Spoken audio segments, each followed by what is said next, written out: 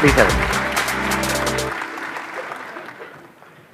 कुछ बोलूं या पहले देखना है? मजा आ रहा है? आप सबसे पहले आए होंगे तभी सबसे आगे की सीट मिली है ना? उन्होंने कुछ कुकर्म करे होंगे जो सबसे पीछे बैठे हैं, लेट आए होंगे, है ना? मैं यहाँ पे बस आपको देखने आई हूँ। तो मैं कुछ ना बोलूं, मतलब आराम से खड़ा रहूं? मुझे तो बिलीव नहीं होता जब मैसेज आया कि मेरा नाम शॉर्ट लिस्टेड हो गया है। मतलब मुझे लगा था ये भी बोलते कोई फ्री में बुलाते नहीं है। अच्छा, मतलब आप मेरे सेशन सारे देखते हो लेकिन मेरे को चोर समझते हो? मतलब आपको लगता है मैं झूठ बोलता हूँ कि फ्री में कुछ नहीं होता है? मतलब दिखाता हूँ फ्री, यहाँ पे आकर के मैं सबके जो भी आपके कंगन है, सोने के चेन है, ये सब उतार लेता हूँ। मतलब आपको ये लगा था, या फिर पीछे से पैसे खाता हूँ? तो अब जो टॉपिक है वो है fear, how to conquer our fears. कितने चाहते हैं ये हो आज के सेशन का टॉपिक? ऑलमोस्ट सब चाहते हैं। तो अब हम क्या कर सकते हैं आज के सेशन में कि आप में से जो भी बोलना चाहते हैं वो अपने हाथ ऊपर करेंगे। आप बताएंगे कि आपके अंदर सबसे बड़ा डर क्या है। हाँ, इनको माइक दे दीजिए। इंसल्ट होने का डर। लाइक अभी मुझे कैमरे के सामने बोलने का भी डर था कि मैं बोलूं कि नहीं बोलूं, बट आई थॉट कि बोलना चाहिए। इसको कह सकते हैं fear of being laughed eight. हाँ, ये कितनों के अंदर है ये फियर कि अगर मैं आपको अभी कहूँ यहाँ पे स्टेज पे आकर के यहाँ पे 5 मिनट के लिए खड़े होना और लोगों को हंसाना है कुछ भी बोल करके, तो कितने हैं जिनको डर लगेगा? कोई भी कुछ भी सोच रहा है आपके बारे में, उसमें कोई प्रॉब्लम है? कोई प्रॉब्लम नहीं है। वो सोच ले बेवकूफ, आपको या मुझे, मैं अपने पे रखता हूं, आप पे नहीं रहा, कहीं आपको बुरा ना लग जाए। मेरे को अगर कोई आप में से बेवकूफ समझ रहा है उसमें कोई दिक्कत है? बेवकूफ बोल रहा है उसमें दिक्कत है? क्यों नहीं है? दिक्कत तो है। जब बोलते हैं वो खुद ही होता है। ये तो मेरे को बच्चों की याद आ गई। ऐसे जो बोलता है कुत्ता, तू जो कुत्ता बोलता है वो खुद ही कुत्ता होता है। तू कुत्ता। हाँ, कभी कभी जान करके बेवकूफों वाली हरकतें करो। डर से ना लड़ने के 2 तरीके होते हैं। एक है कि आप उस सिचुएशन में पहुंच गए।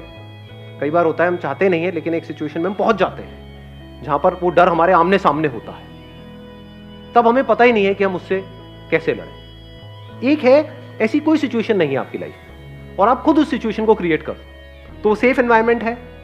आप समझ पा रहे हो ना? एक है आपको पानी से डर लगता है, तो एक है कि जब बाढ़ आ गई है या कहीं पे डूब रहे हो तब तैरना सीख रहे हो। एक है एक सेफ एनवायरनमेंट में, यानी किसी स्विमिंग पूल में आप तैरना सीख रहे हो, उसमें तो कोई रिस्क नहीं है, कोई डर नहीं है। ऐसे ही ये जो डर है वो है कि कहीं मैं बेवकूफ ना लगने लगूं। तो अगर हम जानबूझ करके कुछ बेवकूफों वाली हरकतें करें, अपने घर में भी, अपने दोस्तों के सामने भी, यहां भी वहां भी, मतलब जानबूझ करके अपना मजाक उड़वाएं, तो क्या लोगों को मजा आएगा आपका मजाक उड़ाने में? नहीं। मजा किसका मजाक उड़ाने में आता है? अपने ऑफिस में, घर में, यहाँ पे वहां पे। जो बुरा मानता है, जो उससे परेशान होता है बेसिकली। जो बुरा मानता है, बुरा क्यों मानता है? क्योंकि उसके अंदर डर है कि कहीं मेरा मजाक ना उड़ जाए। जिसके अंदर एक्चुअल में डर है ही नहीं, वो खुद ही अपना मजाक उड़ाता रहता है। अब उसका कोई क्या मजाक बनाएगा? अगर अपनी वीकनेसेस पे हम खुद हंसना शुरू कर दें, खुद अपने आप को हल्का फुल्का लेना शुरू कर दें हर एक सिचुएशन में, तो ऐसी अगर कोई सिचुएशन क्रिएट होगी भी जहां पे एक्चुअल में आप बेवकूफ शो हो रहे होगे, तब भी आप हंस रहे होगे। बट अगर हमने अपने आप को ज्यादा सीरियसली ले लिया, अब हम फंस जाएंगे। जब दुनिया हंसेगी, चाहे आपके मुंह पे ना हंसे, आप जा रहे हो, आपको दिख रहा है मुंह नीचे कर करके हंस रहे हैं लोग, हो जाती है ना कि लाइफ में कई बार ऐसी सिचुएशंस क्रिएट हो जाती हैं। बेवकूफ है, बेवकूफ है, बेवकूफ है, मन में बोल रहे हैं, आपको पता लग रहा है उनकी शक्ल से। तो अगर आपको पता है कि हाँ मैं बेवकूफ भी हूं, सिर्फ बेवकूफ ही हूं नहीं, भी हूं, दोनों में बड़ा फर्क है। कुछ लोगों का ये भी हो जाता है कि हाँ मैं तो बेवकूफ हूं, रोते रहो बेटे, मैं बेवकूफ भी हूं, तो कोई दिक्कत ही नहीं है। आंसर मिल गया आपको? हाँ।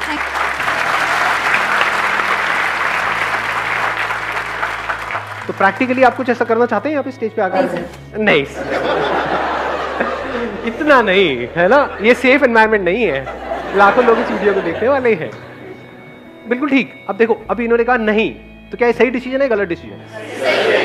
बिल्कुल सही है, क्योंकि डर को एक झटके में कॉन्कर नहीं किया जाता है। ये नहीं कि मुझे तैरने से डर लगता है तो मैं सीधा जाकर के समुद्र में तैरूंगा। इसको हम करेज समझते हैं, बट ये करेज नहीं, बेवकूफी होती है बहुत बार। अगर डर है तो धीरे धीरे कॉन्कर करो, धीरे धीरे। Hi sir, my name is Chirag. I went to New Zealand for studies. तो वहाँ से क्या हुआ कि 1.5 महीने तक मुझे कोई जॉब नहीं मिली। अब I am planning again to go to Canada, but मेरे को ये डर है कि अगर मैं दोबारा कोशिश करूँगा तो फिर से फेल ना हो जाऊँ, because a lot of money was involved. Fear of failure, इसको और अगर स्पेसिफिक किया जाए, fear of financial failure. Financial failures, past में आपने कुछ ऐसा किया जहाँ पे आपको फाइनेंशियल लॉस हुआ, अब आपके अंदर डर है कि मैं दोबारा उस काम को करूँ या ना करूँ। ये डर हमारे अंदर होना चाहिए, नहीं होना चाहिए? कितने कहते हैं नहीं होना चाहिए? 3-4 लोग। कितने कहते हैं डर होना चाहिए हमारे अंदर? ये होना चाहिए, because money is like your life line. 2 तरह के फियर्स होते हैं, इसको ध्यान से समझ लेना। एक है साइकोलॉजिकल, एक है फिजिकल। पहले इन दोनों को अलग अलग करके हमको समझना होगा। साइकोलॉजिकल क्या है? लोग हंसेंगे तो, लोग मेरे को बेवकूफ बोलेंगे तो, ये सब क्या है? Psychological fears. मैंने पैसा जोड़ा है, 10 साल तक सुबह से रात तक काम करके इतना पैसा जोड़ा है, मान लो 2 लाख रुपए, 4 लाख रुपए, मेरे पेरेंट्स ने पूरी लाइफ काम करके इतना पैसा जोड़ा है, और अगर वो पैसा डूब गया तो ये डर होना चाहिए, नहीं होना चाहिए? 100% होना चाहिए। इसका प्लस पॉइंट क्या है? ये जो फियर ऑफ फाइनेंशियल लॉस है, ये आपको फाइनेंशियल लॉस से बचाएगा। हाँ जी। इसका माइनस पॉइंट क्या है? ग्रोथ रोक देगा। आप एक ऐसी स्टेट में पहुंच जाओगे जिसको बोलते हैं पैरालिसिस ऑफ एनालिसिस। टाइम निकल जाएगा, 10 साल, 20 साल, 50 साल, कुछ करोगे ही नहीं। रिस्क के नाम से हमको डर लगने लग जाएगा। तो क्या ऐसा बंदा कभी भी कुछ कर पाएगा अगर उसको डर ने चारों तरफ से घेर लिया है तो? क्योंकि लॉस तो हो ही सकता है ना। जब पहले हुआ है तो दोबारा भी हो सकता है ना। कुछ भी नया हम ट्राई करते हैं तो वहां पे रिस्क तो होता ही है ना। ऐसा तो नहीं हो सकता कि रिस्क हो ही ना। और मजे की बात क्या है, हमको लगता है कि रिस्क सिर्फ वहां पर है, जहां पर आप हो वहां पर जो रिस्क है वो हमको नजर नहीं आता है। बिल्कुल ऐसा है जैसे घर से बाहर अगर हम कहीं जाएंगे, कहीं ट्रैकिंग करने जाओगे तो वहां पर रिस्क है ना, मर सकते हो ना ट्रैकिंग करोगे तो। घर में बैठे रहो तो कोई रिस्क है? नहीं है, ऐसा हमको लगता है। बहुत बड़ा रिस्क है, एक कैद है, कैद में जिए कैद में मरे। क्या किया जिंदगी में? कुछ भी नहीं। सुबह इतने बजे उठे, वहां पर गए, फिर आए, फिर सो गए, फिर ये किया वो किया। एक रेपिटेटिव मोड में नहीं चले जाएंगे। फिर हमें और एक रोबोट में फर्क क्या है? लाइफ किसे कहते हैं? जो ग्रो कर रहा हो या जो रुक गया हो। बिल्कुल हवा की तरह जो चलती चली जा रही है, पानी जो बहता चला जा रहा है। पानी रुक जाता है तो सड़ने लग जाता है। तो ये इसका बहुत बड़ा माइनस पॉइंट है, फियर ऑफ फाइनेंशियल लॉस। क्योंकि कुछ भी करने के लिए पैसा तो चाहिए ही ना। बिना पैसे के क्या नया होगा? मतलब कुछ भी, आपको अपने घर से यहां तक भी आना तो उसके लिए भी पैसा लगा। तो छोटे से भी छोटा कुछ करोगे तो उसके लिए भी पैसा चाहिए। तो अगर हम बहुत ज्यादा डरने लग जाएं तो एक बात पक्की है कि हम अगले लेवल पे नहीं जा पाएंगे। तो अब ये डर हमारे अंदर से कैसे निकले? That is a question. ये डर तब निकल सकता है जब जो भी आप करने वाले हैं उस सिचुएशन की हर साइड को आप देख लेते हो। फॉर एग्जाम्पल, आपने अपना एग्जाम्पल दिया कि अब आप कनाडा जाने की सोच रहे हैं। ज्यादातर हम बैकअप प्लान क्या सोचते हैं? मैं कनाडा जाऊंगा, वहां कुछ नहीं हुआ तो यहां पे ये कर लूंगा। फाइनेंशियल प्लानिंग किसको कहेंगे? अब अगर मैं दोबारा जा रहा हूं तो पहले तो मैंने सीखा कि पिछली बार जब मैं गया था तब मैंने क्या गलतियां करी, क्यों ऐसा हुआ। ऐसा तो नहीं किसी एक ने कुछ बोला था, उसके भरोसे हम वहां पर पहुंच गए और उस बंदे ने डिच कर दिया लास्ट मोमेंट पे। तो अब ये गलती नहीं करनी है, किसी पे भरोसा नहीं करना है। क्योंकि इस दुनिया में 99% लोगों को अपनी पड़ी है, आपकी थोड़ी पड़ी है। तो अब क्या यहां पे इस रिस्क को कैसे कवर किया जाए, या इस डर को अपने अंदर से पूरी तरह से कैसे निकाला जाए कि अब अगर मैं वहां जा रहा हूं तो जो भी आप सोच के जा रहे हो कनाडा, वो नहीं हुआ तो मैं क्या करूंगा? वापस आके नहीं, वहीं पे वहां गया, जाते ही 2 दिन के अंदर अंदर मैंने ये किया, इस पर्सन से मिला या ये इंटरव्यू दिया, ये किया। वो इंटरव्यू पहले से प्लान्ड है, 10 इंटरव्यूज पहले से प्लान्ड है। ये 10 में भी हर जगह ना हो गया, अब मैं क्या करूंगा? क्या वापस आ जाऊंगा? वहां पे और क्या किया जा सकता है? उसको भी आपने प्रायोरिटाइज कर दिया है। ये नहीं हुआ तो ये नहीं हुआ तो ये नहीं हुआ तो ये नहीं हुआ तो ये नहीं हुआ तो ये नहीं हुआ तो ये। तो आपके फेलियर होने के चांसेस बहुत कम हो गए। तो डर निकल गया।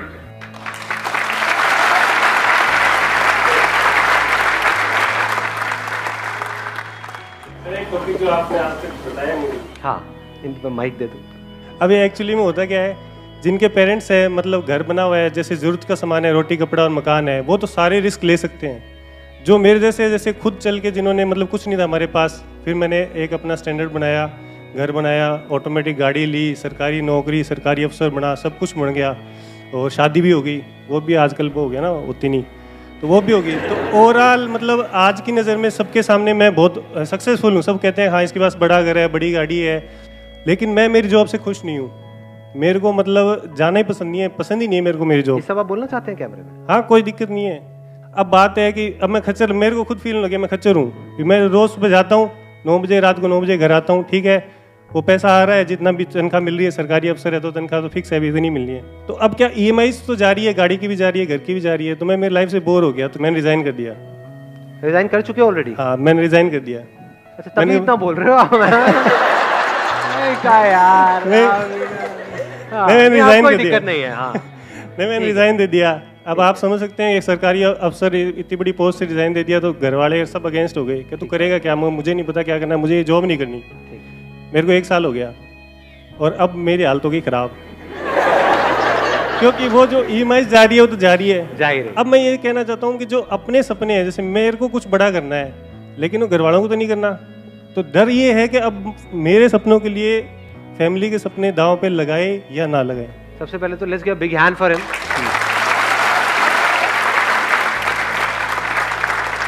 ये जो इतना खुल के बोल रहे हैं, ये बोलने के लिए बहुत करेज चाहिए। तो अब पॉइंट आता है इसका सॉल्यूशन क्या है, कि अभी बेसिकली जो प्रॉब्लम है वो है कंफ्यूजन, समझ नहीं आ रहा है हम क्या करें, नंबर 1। नंबर 2, अब जो ऑलरेडी खर्चे बंद गए हैं और एक लाइफस्टाइल है, एक स्टेटस है, उससे नीचे कैसे आए। चलो आप तो आ जाओगे लेकिन घर वाले उससे नीचे आने के लिए तैयार नहीं है, बस ये है। समझ पा रहा हूँ मतलब। हाँ, तो अब ऐसी सिचुएशन में हम क्या करें, तो वहां पर एक स्ट्रॉन्ग स्टैंड लेना होता है आपको, अपने लिए और सबके लिए, जो आपको सही लगता है। अब एक्चुअल में सही क्या है ये कौन बताएगा आपको? अभी आप कैसे जी रहे हो अपनी लाइफ? जो एक्चुअल में सही है वो कर रहे हो, या दुनिया ने कुछ नॉर्म सेट करे हुए हैं उसके हिसाब से उसके अंदर उस दायरे में एक्ट कर रहे हो और कह रहे हो कि हाँ सब सही है? क्या आपकी लाइफ की डोर पूरी तरह से आपके हाथ में है? अगर आप ध्यान से समझोगे तो 2 ही तरह के डर हैं हमारे अंदर, 3 तरह के, 3 नजर आए। 1 मिनट, हाँ 2 थे, तीसरा भी नजर आया। एक है रिलेशनशिप से रिलेटेड, एक है पोजेशन से रिलेटेड, एक है आपकी ईगो से रिलेटेड। सक्सेसफुल नहीं है तो कोई नहीं पूछता, सक्सेसफुल नहीं है तो कोई नहीं पूछता, ये क्या डर है? इसको हम किस कैटेगरी में डालेंगे? रिलेशंस। रिलेशंस मतलब सिर्फ हस्बैंड वाइफ मत समझो, relations with the society, relations with people. इसमें रिलेशंस विद एनिमल्स नहीं आया, क्योंकि अगर आपकी नौकरी चली भी गई तो कुत्ता तो प्यार करेगा, है कि नहीं? आप कुत्ते को जाकर के बताओगे मैं अब बिजनेस करने की सोच रहा हूं,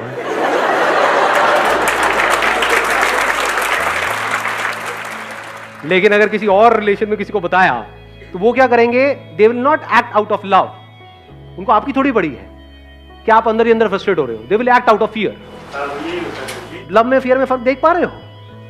लव हमको आजाद करता है, फियर हमको छोटा बनाता है, सेल्फिश बनाता है। तो अब इसमें क्या करना है कि अगर they are all acting out of fears, तो पहले आपको फियरलेस होना है, तब देयर इज अ पॉसिबिलिटी कि आपके आसपास में जो लोग हैं वो फियरलेस हो सकते हैं। ये जो फियर्स हैं, अगर इसको हम एक एक करके फटाफट से देखें, फियर रिलेटेड टू पोजेशंस, चीजों का डर, चीजों को चले जाने का डर। ये डर कैसे निकलेगा? बिना चीजों के जी के देख लो, 10 दिन 15 दिन।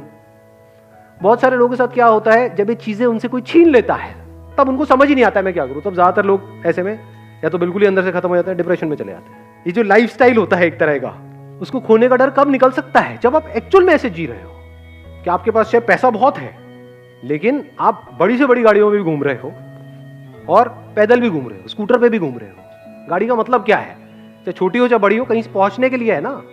गाड़ी का और एक्चुअल में रोल क्या है? और कोई रोल है? बाकी सब यहां है, साइकोलॉजिकली है कि मेरी गाड़ी तेरी गाड़ी से बड़ी है, उसको क्या, सो व्हाट।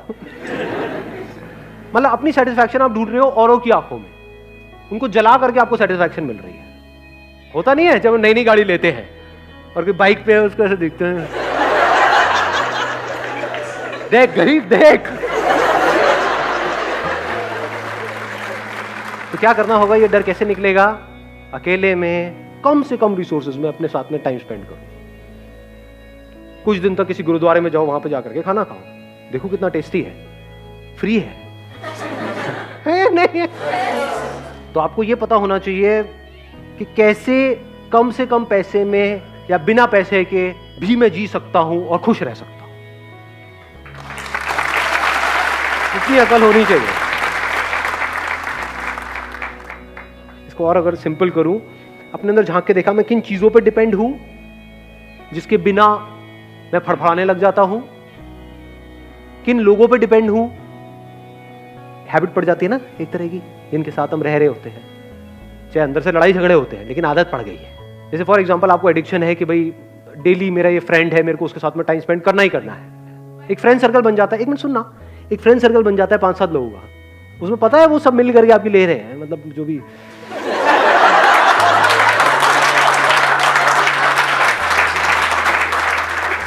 मतलब है, आपका मजाक उड़ा रहे हैं। हाँ, मतलब ऐसा होता है नहीं होता है? और आपको डर है कि अगर यही तो गिने चुने 4-5 दोस्त हैं मेरी लाइफ में, ये जो भी बोल रहे हैं बोलने दो, और वो लिमिट धीरे धीरे बढ़ाते चले जाते हैं।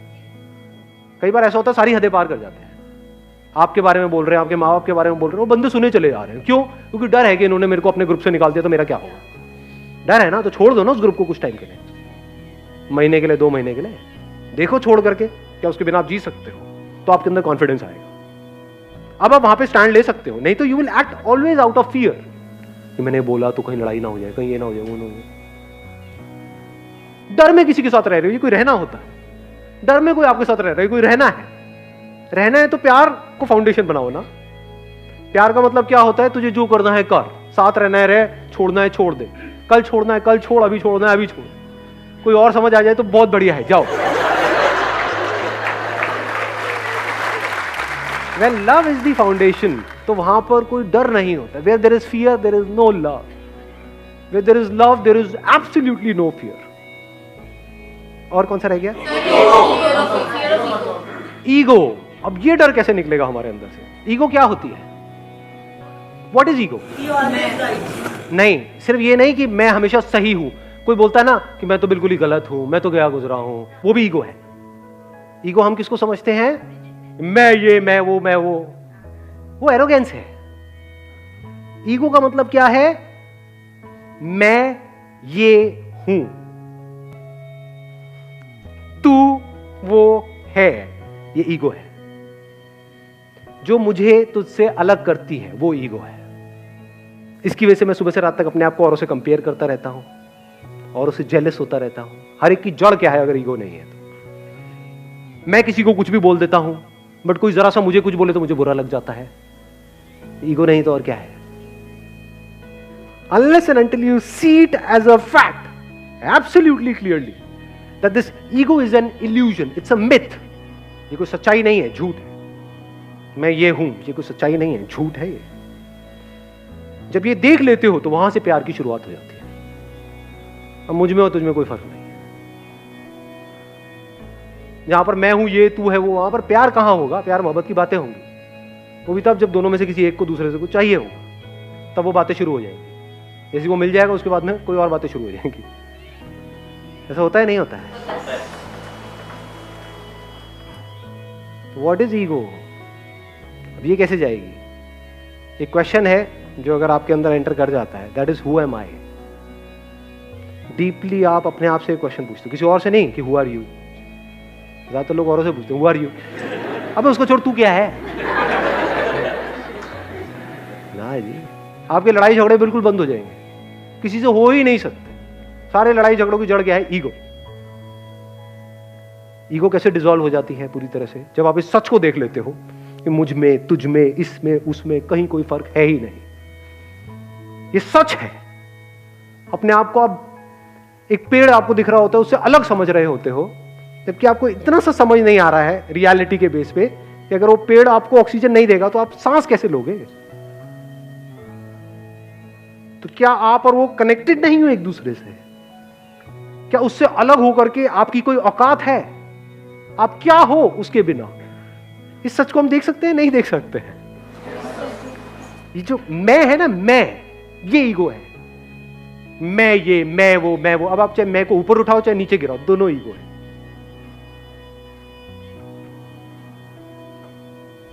सुबह से रात तक यहीं पे हम जीते हैं, यहीं पे मर जाते हैं। इससे जब आप बाहर निकलते हो तब आपको कुछ नजर आने लग जाता है, तब एक नई दुनिया का रास्ता आपके लिए खुल जाता है, जो इस दुनिया से बिल्कुल अलग है।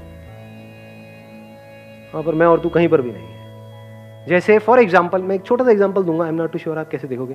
कभी प्रैक्टिकली 20 मिनट के लिए, आधा घंटे के लिए बैठ करके यहाँ पे इस पे ध्यान लगाना, तो आपको समझ आएगा क्या है। ये जो 2 उंगलियां है ना, ये अलग अलग है, ये अलग है, ये अलग है, बिल्कुल इस तरह से जिसके जैसे आपकी बॉडी और ये बॉडी अलग अलग है। पर जैसे ही इसको हम जोड़ते हैं तो कुछ देर बाद ये एक हो जाती है। यहाँ पे एनर्जी आपको फील होगी, फिर धीरे धीरे वो एनर्जी इतनी तेजी से फ्लो करने लग जाएगी कि उंगलियां फील होनी आपको बंद हो जाएगी। You will not be able to feel your fingers, there be only energy. वो यहां है या वहां है आपको ये तक पता नहीं होगा, यहां वहां गायब हो जाएगा, सिर्फ एनर्जी रह जाएगी। ये सिंबल है ये बताने का कि सब जुड़ा पड़ा है, सब एक है।